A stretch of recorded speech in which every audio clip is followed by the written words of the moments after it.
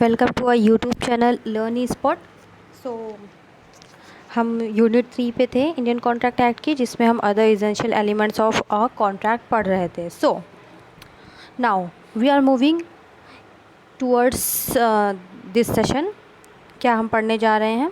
देखिए, मैं आपको पढ़ा रही थी yes law relating to minor, कि जब माइनर जो होता है वो अगर कॉन्ट्रैक्ट में एंटर करता है, मीन्स जो 18 ईयर्स के बिलो है एज के, तो उसमें क्या रिलेशंस, मतलब लॉज क्या क्या है उसके। So you we are discussing about that. We have discussed 5 points, now we are moving to the next points. So देखते हैं क्या है। Yes, contract by guardian. देखिए, वैसे तो मना कर रखा है लॉ ने कि माइनर इंटर नहीं कर सकता है कॉन्ट्रैक्ट में, लेकिन गार्जियन माइनर के बिहाफ में एंट्री कर सकते हैं कॉन्ट्रैक्ट में, और वो कॉन्ट्रैक्ट लीगल रहेगा। लेकिन हाँ, इसमें एक और बताया गया है कि बात कि जो गार्जियंस हैं वो इंटर तो कर लेंगे on the behalf of the minor, लेकिन वो कोई ऐसा contract of purchase of immovable property का नहीं कर सकते हैं कॉन्ट्रैक्ट। जैसे कि उन्होंने ऐसा लिख दिया कि परचेज ऑफ इमूवेबल प्रॉपर्टी। ये इमूवेबल प्रॉपर्टी क्या होती है? जैसे लैंड, जो चीज़ मूव नहीं कर सकती। ओके, बिल्डिंग जो एक जगह पर ही स्थित है, एक जगह पर ही इंस्टॉल्ड है। सो इसका अगर एग्रीमेंट किया है परचेज़ के लिए with from the minor on the behalf of the minor, so that is not valid. But तो इन्होंने बताया है कि सारे कॉन्ट्रैक्ट्स लेकिन नहीं कर सकते हैं गार्जियन। देखिए, लेकिन वो कॉन्ट्रैक्ट कर सकते हैं जिसमें कि माइनर, जैसे जिसमें माइनर को बेनिफिट हो रहा है। ओके, जैसे माइनर को जिसमें बेनिफिट हो रहा है, मींस माइनर को जिससे कुछ ना कुछ रिसीव होगा, वो कॉन्ट्रैक्ट कर सकते हैं। लेकिन इन्होंने कुछ कॉन्ट्रैक्ट्स मना भी करे हैं, जैसे कि मैंने बताया आपको परचेज ऑफ इमूवेबल प्रॉपर्टी मना करा है। लेकिन अगर कोई गार्जियन जो है, जो कि कोर्ट ने जिसमें ऑर्डर दे रखा है कि जिसे कोर्ट ऑर्डर दे देती है ना कि माइनर है, लेकिन उसके बिहाफ पे उसके गार्जियन ये चीज़ इन्फोर्स करा सकते हैं, तो वही बोला है इन्होंने कि अगर कोर्ट ने किसी चीज़ के लिए ऑर्डर दिया है, जैसे सेल करने के लिए कहा है माइनर की प्रॉपर्टी को, तो वो यहाँ पर इन्फोर्स करा सकती है कोई भी party. Okay, next, no specific performance. अब देखिए, सीधी सी बात है, ये तो छोटा सा पॉइंट है कि जब कॉन्ट्रैक्ट वैलिड ही नहीं है, जब आप माइनर के साथ कर रहे हो, तो कोई परफॉर्मेंस की बात ही नहीं आ रही है। ओके, मतलब माइनर के ऊपर कोई लायबिलिटी नहीं है for the performance of the contract, जिसमें वो उसको बेनिफिट नहीं हो रहा है, मैं उसकी बात कर रही हूँ। Yes, no insolvency. माइनर कभी इंसॉल्वेंट नहीं डिक्लेयर किया जाएगा, क्योंकि वो ऐसे कॉन्ट्रैक्ट में इंटर ही नहीं हो सकता है जिसमें वो पर्सनली लाइबल हो फॉर द ड्यूज़। हमने पढ़ा था लाइबल फॉर नेसेसिटीज़ में, और उसमें भी हमने देखा था कि माइनर की जो प्रॉपर्टीज़ हैं उसको सेल करके हम क्या कर सकते हैं, उसका रिकवरी कर सकते हैं डेट की, लेकिन वो इंसॉल्वेंट माइनर खुद घोषित नहीं होगा। पार्टनरशिप, देखिए इसमें है कि माइनर को पार्टनरशिप में पार्टनर नहीं बन सकता, लेकिन इन्होंने फिर से कहा कि सेक्शन 30 एक इंडियन पार्टनरशिप एक्ट में है, जिसमें कि क्या हो सकता है, वो बेनिफिट उठा सकता है। Okay, next, minor can be agent. तो माइनर एजेंट बन सकता है, लेकिन उसके भी इन्होंने बताया, लेकिन यहाँ इन्होंने देखिए कहा है कि माइनर एजेंट तो बन सकता है, लेकिन वो अपने प्रिंसिपल के जो उसके प्रिंसिपल जो है, प्रिंसिपल उसके एक्ट, जो वो एक्ट होगा, जो भी करता होगा वो, तो उसके लिए लाइबल नहीं होगा। मतलब माइनर जो है वो इंडोर्स कर सकता है नेगोशिएबल इंस्ट्रूमेंट, और विदाउट बीइंग पर्सनली लाइबल, वो पर्सनल लाइबल नहीं होगा। ओके, नेक्स्ट पॉइंट है minor can not bind parents. ये देखिए क्या कह रहा है यहाँ पर, कहा गया, देखिए minor can not bind to parents, मतलब माइनर अपने पेरेंट्स या गार्जियन को बाइंड नहीं कर सकता है किसी कॉन्ट्रैक्ट में एंटर करने के लिए। और इसमें ये भी बताया गया है एक बात हम लोगों को कि, एक सेकेंड, कि गार्जियन तभी उसमें, एक सेकेंड, यस, हाँ, गार्जियन तभी उसमें होंगे लाइबल कॉन्ट्रैक्ट में जब माइनर जो होगा वो उनके एजेंट के रूप में काम कर रहा होगा, एज एन एजेंट वो होगा, तभी गार्जियन जो होंगे वो रिस्पॉन्सिबल होंगे, वो लाइबल होंगे for the contract. Yes, joint contracts by minor and adults. मतलब इसमें आया कि अब जैसे कॉन्ट्रैक्ट्स, जॉइंट कॉन्ट्रैक्ट्स भी होते हैं जिसमें एक से दो पार्टीज साथ में कॉन्ट्रैक्ट करती हैं मिलकर, हमने देखा है। सो इसमें क्या हुआ देखिए, माइनर के बीच में और एडल्ट के बीच में कॉन्ट्रैक्ट हो रहा है, जॉइंट कॉन्ट्रैक्ट। इसको हम पढ़ते हैं क्या है ये।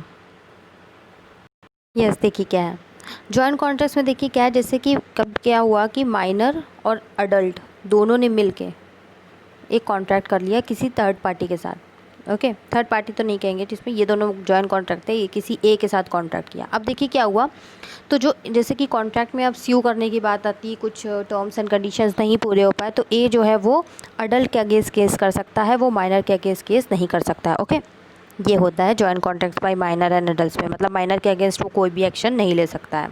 Yes, surety for minor. अब देखिए क्या हुआ, माइनर ने कोई कॉन्ट्रैक्ट किया। ओके, माइनर ने किसी बी के साथ कॉन्ट्रैक्ट कर लिया। अब यहाँ मैंने बताया था कि माइनर ऐसे कॉन्ट्रैक्ट कर सकता है जिसमें वो बेनिफिशियरी हो, जिससे उसे बेनिफिट मिल रहा हो। तो माइनर ने मान लीजिए यहाँ पर पैसे लिए, उधार लिए 20,000 रुपये। अब माइनर को इसने 20,000 रुपये यहाँ पे दे दिए। अब माइनर ने क्या कहा, इसके ऊपर मान लीजिए कोई ए है, उसने गारंटी दे दी कि ये 20,000 रुपये नहीं देगा, तो मैं गारंटी देता हूँ कि मैं तुम्हें वापस कर दूँगा बी के। तो यहाँ पर बी जो है वो ए के अगेंस्ट स्यू कर सकता है फिर से, क्योंकि ये श्योरिटी बना हुआ है ए, तो इसके अगेंस्ट वो इन्फोर्स कर सकता है, और माइनर के अगेंस्ट वो एक्शन नहीं ले सकता। माइनर एज शेयर होल्डर, वैसे तो माइनर देखिए शेयर होल्डर नहीं बन सकता किसी कंपनी का, और अगर गलती से वो बाय मिस्टेक बन गया है तो कंपनी को उसका नाम जो है वो हटाना होगा। कंपनी के जो रजिस्टर ऑफ मेंबर होता है वहाँ पे नाम लिखती है वो, वहाँ से हटाना होगा। और दूसरी चीज़ यहाँ पे आती है कि अगर वो शेयर होल्डर कैसे, और दूसरा तरीका है बन सकता है कि अगर वो उसके ऊपर ट्रांसफ़र हो गया है शेयर मतलब किसी उसके पेरेंट्स का था और उनकी डेथ हो गई मान लीजिए, तो भी ट्रांसफ़र हो जाता है, सारा इनहेरिटेड हो जाता है टू द चिल्ड्रन को, क्योंकि ज़्यादातर जो होते हैं पेरेंट्स अपने बच्चों के नाम ही प्रॉपर्टी करके जाते हैं, तो जितनी भी चीज़ होती है वो उनके बच्चों में ट्रांसफ़र हो जाती है। तो अगर वो माइनर होगा उस टाइम, तो उसी के पास बाय ट्रांसमिशन वो बन सकता है share holders. Yes, liability for torts. यहाँ पर देखिए टॉर्ट का मतलब होता है कोई गलत काम करना जो कि पब्लिक ऑफेंस हो, जैसे कि मर्डर वगैरह हो गया ये सब, तो उसके लिए हाँ वो पर्सनली लायबल रहेगा, यहाँ पर इन्होंने ये बताया है।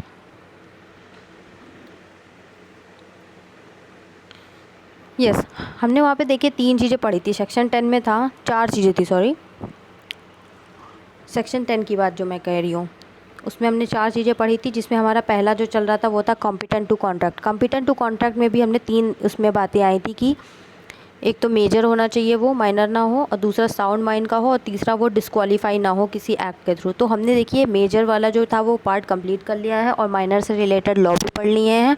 अब हमें साउंड माइंड का मतलब हमें समझना है। देखिए साउंड माइंड का मतलब मैं आपको ऐसे ही ऐसे रफ इंट्रो बताऊँ तो क्या होगा कि देखिए जो इंसान दिमाग से एकदम जिसका ठीक हो, means he is capable of thinking rationally, जो पागल ना हो जिसे कहेंगे।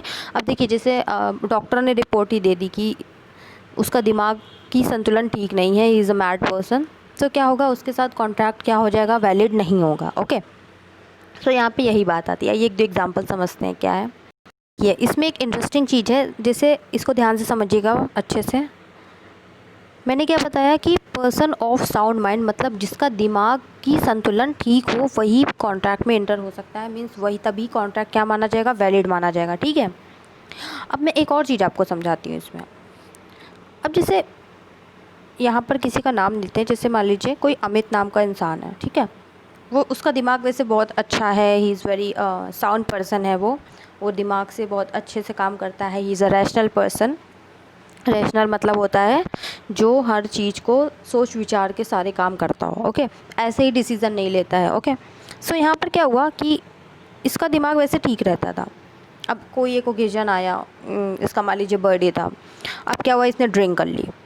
अब इसने जब ड्रिंक कर ली, सो इतनी इसने ड्रिंक कर ली कि he was not in a position to understand the things properly.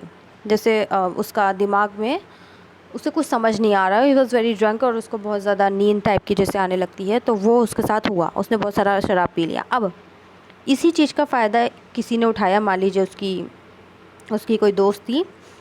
Okay, उसका नाम मान लेते हैं प्रेरणा था। अब इसने क्या सोचा कि यार इसके दिमागी संतुलन ठीक नहीं, चलो इससे एक काम करते हैं, कुछ बेनिफिट उठा लेते हैं। तो इसने क्या, इससे कॉन्ट्रैक्ट ऐसे पूछ लिया कॉन्ट्रैक्ट करने के लिए कि तुम इन पेपर, इसने ये बहुत चालाक थी, इसने क्या किया था, पेपर सब रेडी रखे थे, ठीक है।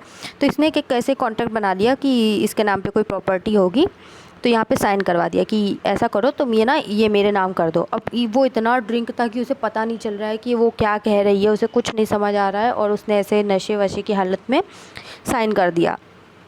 अब बताइए ये क्या वैलिड कॉन्ट्रैक्ट है? नो, आंसर इज़ नो, ये वैलिड कॉन्ट्रैक्ट नहीं है। क्योंकि जब ये ऐसा कर रहा था तो ये अपनी दिमाग की सोचने समझने की शक्ति में नहीं था, तो the contract was null and void.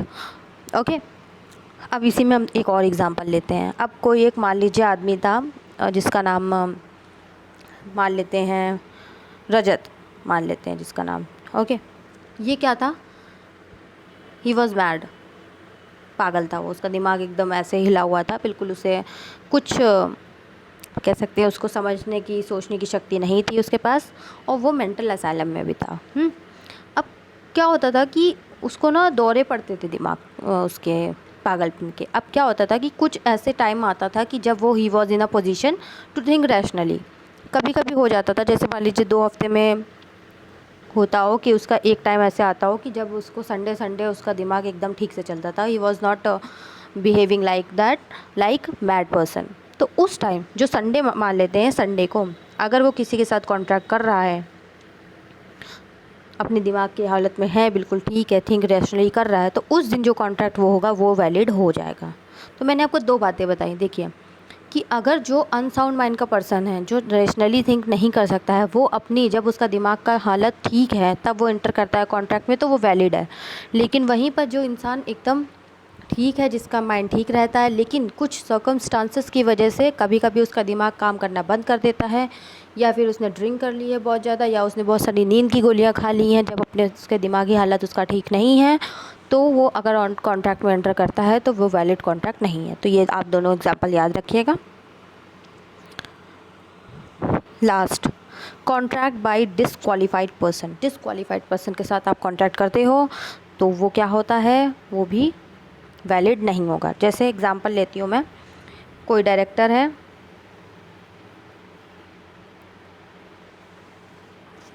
Director से नहीं लेते हैं, कोई एक नाम ले लेते हैं ए।